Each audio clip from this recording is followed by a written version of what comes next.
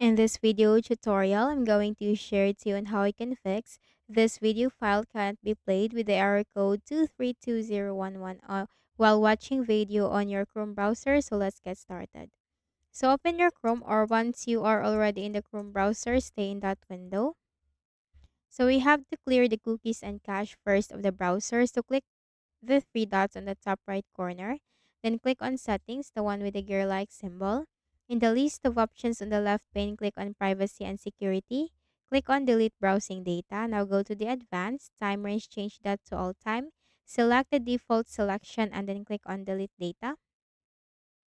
Now once you have cleared the cookies and cache, then simply also remove the extensions because sometimes faulty extensions can cause the issue.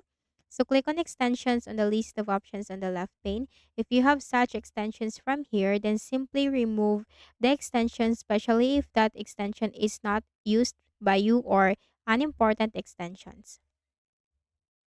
Then again, go back to the settings window of the Chrome browser, then click on reset settings. Restore settings to their original defaults. So do not worry if taking this action, this will not affect the bookmarks, history, and saved passwords. So click on reset settings, close the Chrome browser, and then launch it again.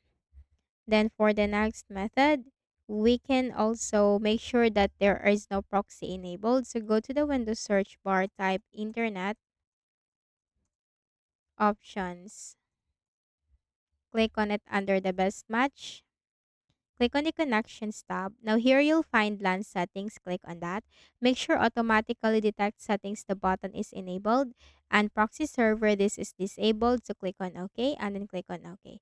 You can also try to switch to other Wi-Fi network that you are connected to if you have more than one available Wi-Fi networks at your place. So do not forget to hit the like button and subscribe to this YouTube channel for more tutorials like this. Thank you for watching this video.